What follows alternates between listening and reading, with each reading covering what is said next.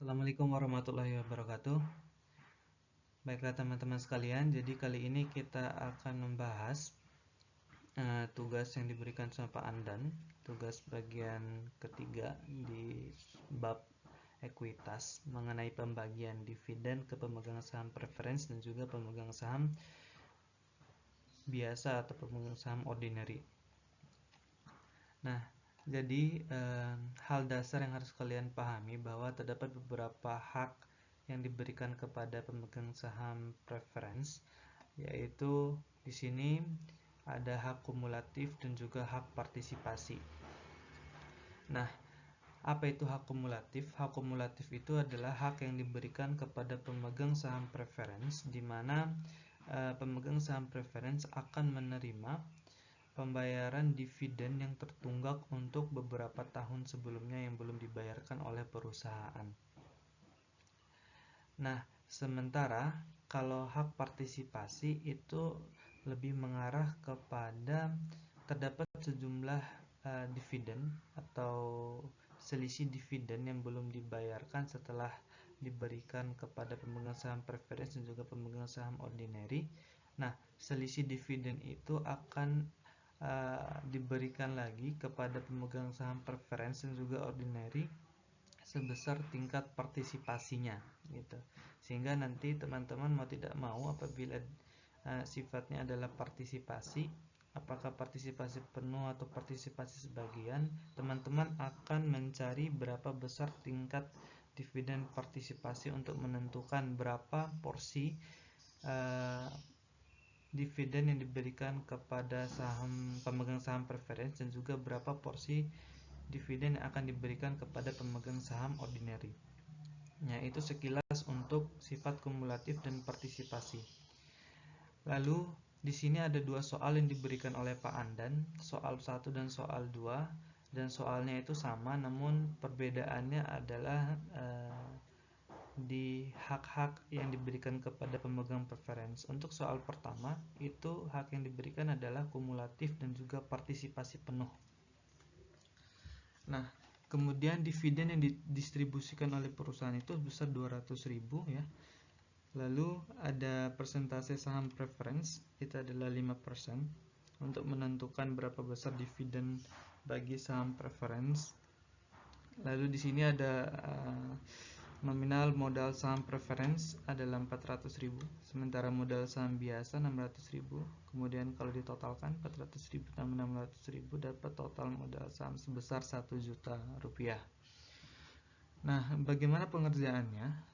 Akan lebih mudah kalau teman-teman membuat tabel seperti ini, sehingga teman-teman bisa menentukan secara lebih jelas pembagian dividen untuk pemegang saham preference, kemudian pemegang saham ordinary, dan berapa totalnya. Sehingga total ini akan mewakili dividen distribusi oleh perusahaan 200.000. Nah, yang pertama adalah kita perhatikan hak yang diperoleh pemegang saham preference, yaitu kumulatif. Artinya kumulatif ini terdapat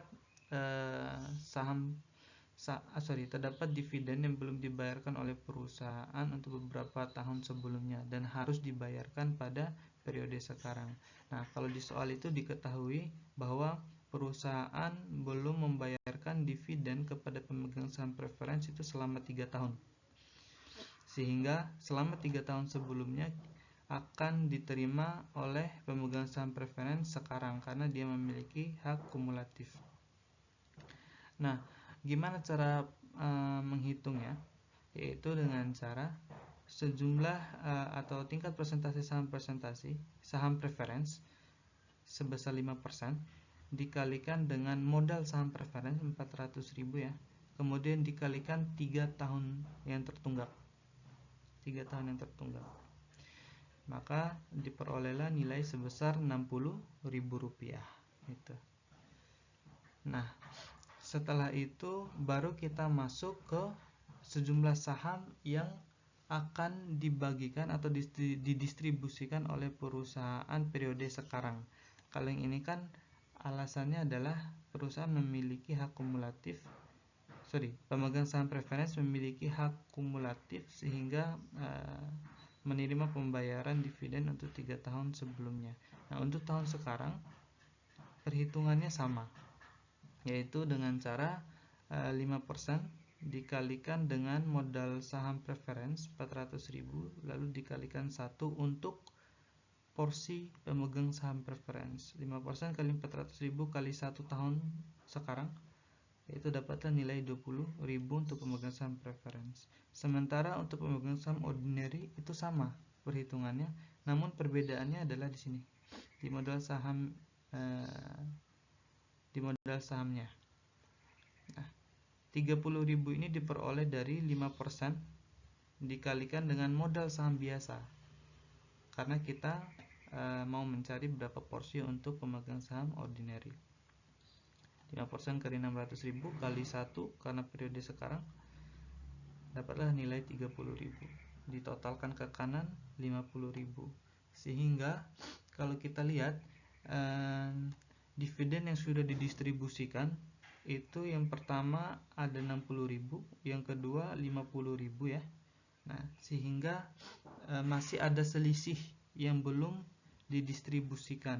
Selisihnya adalah sebesar 90.000. Nah, selisihnya 90.000 ini masih belum didistribusikan. Sementara di sini mempunyai hak partisipasi penuh.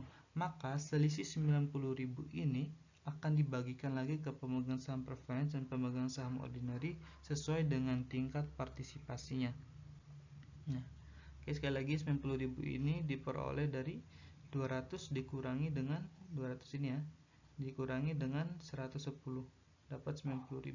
Dan 90.000 ini sebagai dasar untuk menghitung berapa tingkat persentase partisipasinya. Nah, yaitu dilakukan dengan cara nih, persentase partisipasi 90.000 yaitu selisih dividen yang belum dibayarkan dibagikan dengan total modal saham 1 juta, karena selisih ini akan dibagikan ke pemegang saham preference dan juga pemegang saham ordinary. Makanya di sini pembaginya adalah total modal saham 1 juta, dapatlah tingkatnya adalah 9%.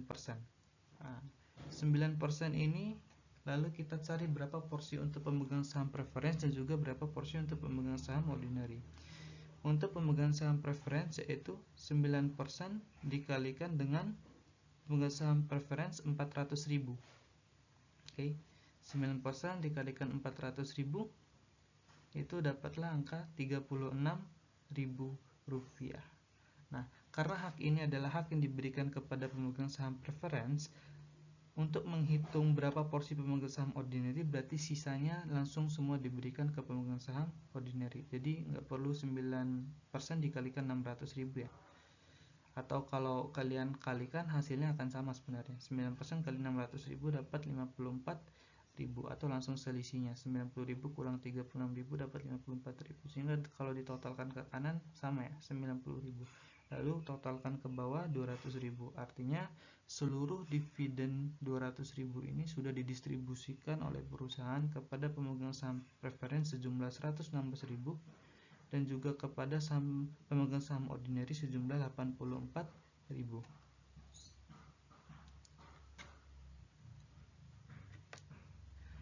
Nah, lalu kita masuk ke soal yang kedua.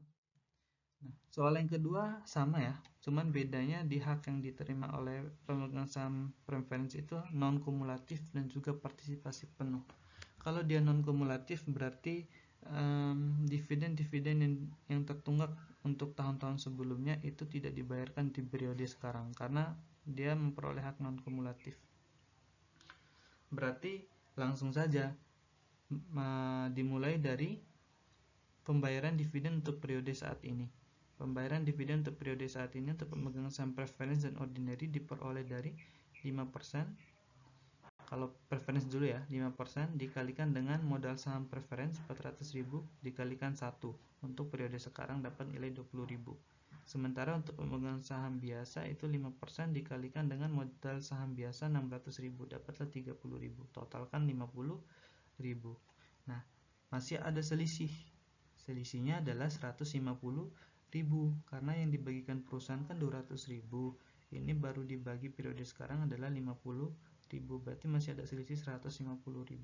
Dan selisih ini kita sesuaikan ada hak yang diterima oleh pemegang saham preference, yaitu hak partisipasi penuh. Berarti selisihnya ini akan dibagikan ke pemegang saham preference dan juga pemegang saham ordinary sebesar tingkat partisipasi yang akan kita hitung.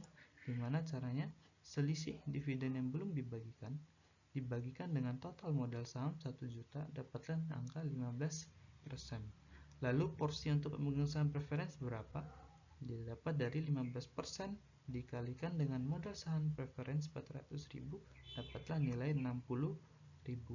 Sisanya adalah untuk pemegang saham ordinary, atau teman-teman juga bisa 15% dikalikan 600.000, dapat 90.000.